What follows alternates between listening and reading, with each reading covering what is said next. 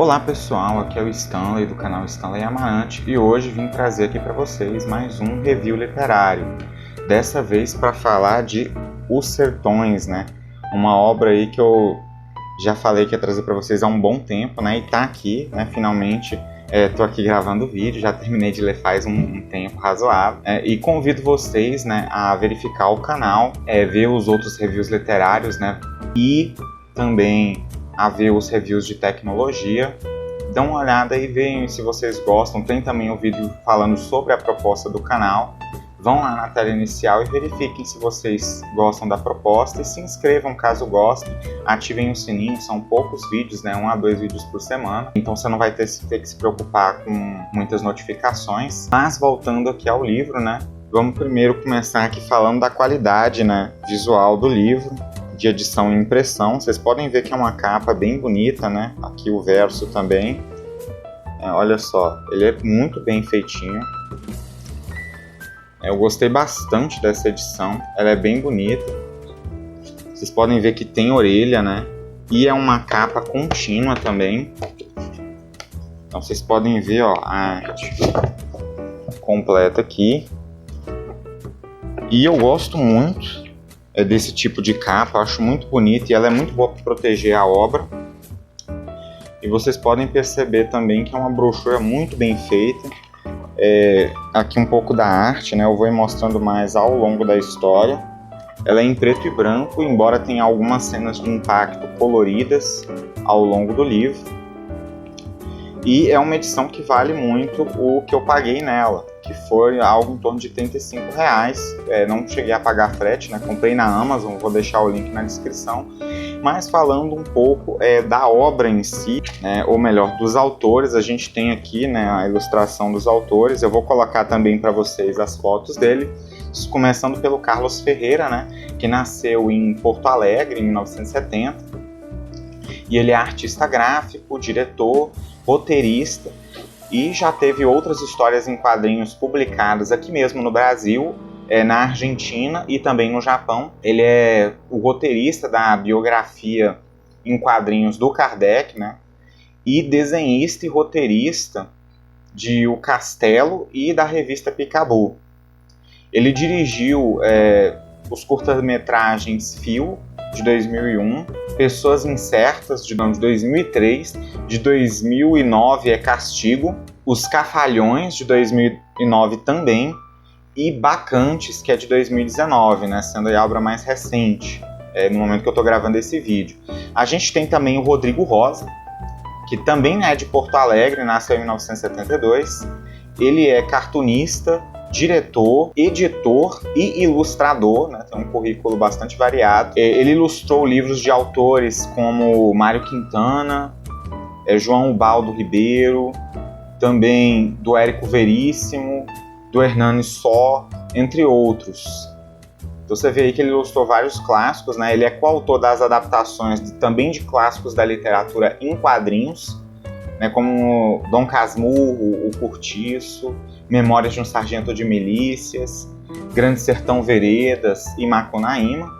E junto com Carlos Ferreira fez também a biografia em quadrinhos do Kardec. Sobre esses traços aqui, né, eu gostei bastante desses traços, né, essa coisa mais sombria. Eles quiseram dar esse traço mais sombrio, evidente, né, por causa do próprio tema da história, né, ao confronto aí de Canudos.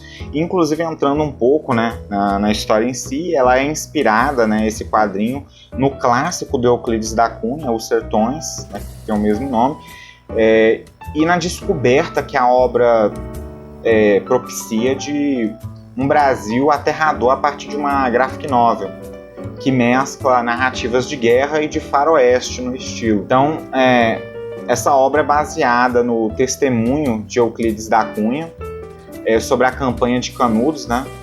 O Euclides da Cunha, vale lembrar, foi um jornalista e ex-militar na época, e ele expõe, né, na obra original a violenta repressão sofrida pelos seguidores do Antônio Conselheiro, que era uma liderança religiosa ali do Nordeste, ao mesmo tempo em que ele narra a nossa nacionalidade em formação, né? Essa nacionalidade brasileira no período ali dos primeiros anos da República. Nesse romance gráfico, a gente vai ser lançado dentro da luta e no coração do confronto entre esse movimento messiânico e sertanejo que foi Canudos e as forças armadas do país, né, do Estado brasileiro, da República. E através da tensão dramática do roteiro do Carlos Ferreira e dos traços sombrios e torturados, né, do desenho do Rodrigo Rosa, a gente vai ver os principais episódios dos Sertões ganharem uma visão singular e poderosa. Então, a gente vai ter essa questão da obra. Eu já vou adiantar aqui a minha avaliação geral, né,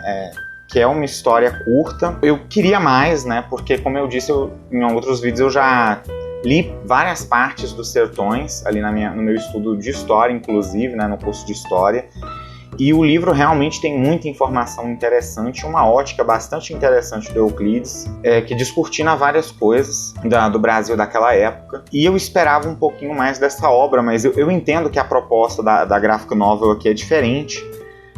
Então não dava para ter toda a profundidade da obra original. É uma obra interessante, eu acho que eu estava com expectativas muito altas, e a minha principal crítica para ela é que eu acho que não deu tempo da gente criar um elo com o protagonista, né, com os personagens que são apresentados ou aos quais são dadas mais ênfases ao longo da história.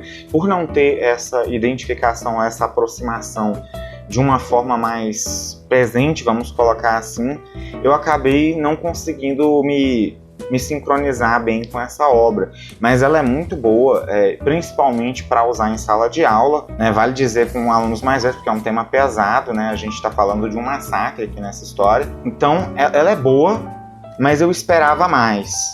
Ela vale completamente o valor que é cobrado nela, como eu disse, uma edição de qualidade e um roteiro bom, e que traz a essência da mensagem que o Euclides da Cunha quis trazer nos Sertões, né? Que era exatamente mostrar esses dois lados, da República e do povo marginalizado ali que se reuniu em torno do conselheiro, e também o fanatismo em torno do conselheiro, que é uma coisa que também é bem presente. Mas essa questão da República é o foco principal, né, dessa postura autoritária do Estado nesse momento histórico específico, e que serve para reflexões, inclusive do nosso presente. Agora vamos lá ir um pouco à obra, né? Quem não quiser spoilers, eu acho que pode ir ler o livro agora, caso tenha acesso, ou continue e veja aqui o que tem, né? Quem não tem medo de spoilers. Então a gente tem aqui logo no começo um prefácio do Maurício Royals, que vai ambientar um pouco, né, a leitura que a gente vai fazer.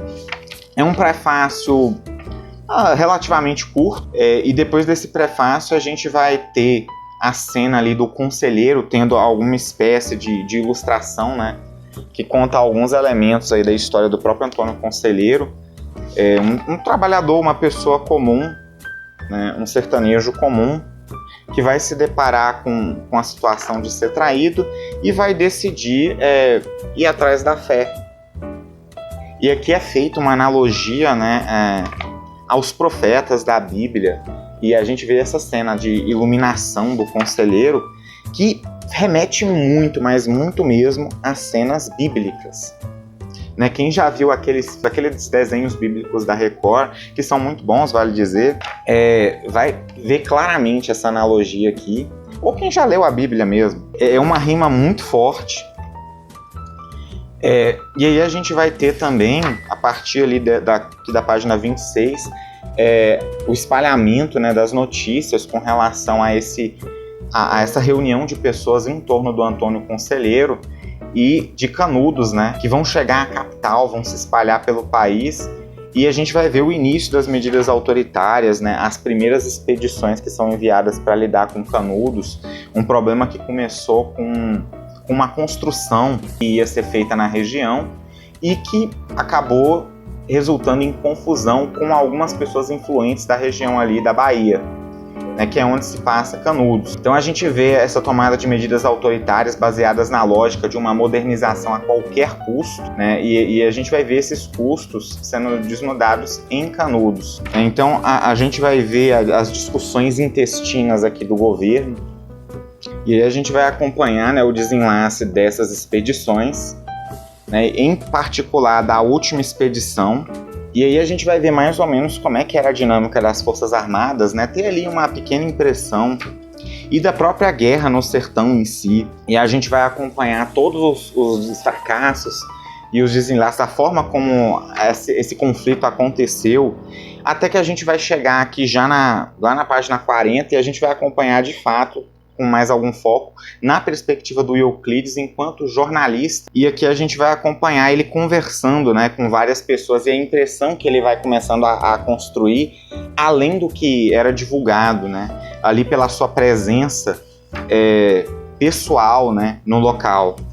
E você vai ver ele conversando com pessoas influentes da época, né, seu sogro inclusive, onde ele vai perceber que esse conflito se deu mais por motivos essencialmente políticos do que por um perigo propriamente dito daquilo que era acreditado a Canudos, né, como uma revolta monarquista e sublevadora da ordem social republicana. E vai perceber que isso se deveu mais a alguns conflitos com forças políticas da região do que necessariamente a uma vontade de revolução, por assim dizer. Ele vai conversar com feridos que participaram do conflito, que vão contar para ele sobre a experiência destes nas primeiras expedições.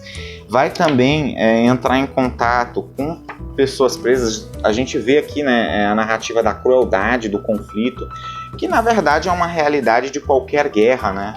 Não há como fugir dessa crueza. Aqui ele conversando com um preso, né, um sobrevivente que lutava por Canudos, e que vai contar um pouco da perspectiva dele desse conflito. E aí o Euclides vai começar a ficar balançado e observar a partir de outra ótica o que estava acontecendo, né? A gente acompanha um pouco dessa questão do fascínio que o conselheiro despertava, né, do fanatismo mesmo, e de como o exército encarou isso, né, com espanto, surpresa, das dificuldades mais comuns que se tinham dentro das próprias Forças Armadas, né? Tudo isso bem mostrado, né, visualmente falando, né? Eu realmente gostei muito desse traço, né? Acho que foi uma escolha muito boa com o tom da história. É um tom cruel, né? É um tom forte. É um tom que é para ser um pouco cru até, de mostrar essa coisa visceral do conflito. Então a gente acompanha isso de fato aqui. Eu creio que isso é muito bom exatamente para ter essa noção dessa crueza. A gente vê o Euclides conversando com outro repórter, né, na verdade o fotógrafo da expedição, sobre o que estava acontecendo lá e de como se encarava. E igual eu falei, a gente acompanha cenas fortes, né, o fim da disputa, que foi um verdadeiro massacre, né? Você vê ali soldados extremamente cansados se jogando ali no massacre, tipo, acabou, agora vamos conseguir o que a gente puder, eles passando fome. Então a gente vê muito esse clima realmente de desespero, de marginalização e de crueldade. E novamente volta-se a recorrer aqui a algumas analogias, né, com a religião cristã, né, com os mitos da religião cristã, para ilustrar a morte do conselheiro, novamente traçando esse elo com Cristo. E era uma coisa de dimensões realmente enormes, né? Foram realmente milhares de pessoas que participaram desse conflito e que morreram também. E aqui a gente vê já o Euclides, né, na cena forte que eu falei, que é contemplando o resultado dessa expedição, né? A destruição, o realmente completo massacre que a gente vê como conflitos muitas vezes não fazem sentido no fim das contas. Você vê um completo desastre. É tudo que sobra de conflitos desse tipo motivado por coisas que você passa a pensar que faz sentido realmente lutar por isso ou fazer esse tipo de coisa por isso. Que eu acho que é a grande mensagem dessa obra aqui. Então a gente tem também aqui no final uma cronologia da vida do próprio Euclides, né, que eu acho bem interessante, que contextualiza, né, o personagem que fundamentou a escrita dessa graphic novel, e isso dá pra gente um contexto, né, um contexto maior da obra, tanto dessa quanto da original. E é igual eu falei, certamente não substitui a leitura da original, Mas é uma boa leitura, não me senti tão preso a ela, não acho que me empolgou tanto, mas é uma obra curta, você vai ler ali, se você quer ter uma noção da crueza que foi Canudos, é uma obra boa. Né? Quando você está estudando sobre Canudos e vai ler isso aqui, você realmente vai perceber ali um diferencial daquilo que você normalmente vai encontrar, das coisas frias, né? Do material frio e técnico, por assim dizer, que a gente costuma encontrar. Aqui você vai ver uma coisa que vai ter uma pegada diferenciada, né? Mas o próprio Livro dos Sertões realmente é uma leitura essencial. Ler isso aqui não é a mesma coisa, e nem deveria ser, na verdade. Então fica aí a recomendação. Vale a pena. Lembro vocês de dar o joinha no vídeo, né? Deixem seu like, ativem o sininho, se inscrevam no canal se gostarem, compartilhem com pessoas que vocês acham que pode se interessar. E logo trarei mais coisas aí para vocês. E vou deixar vocês com algumas imagens do livro. E até a próxima!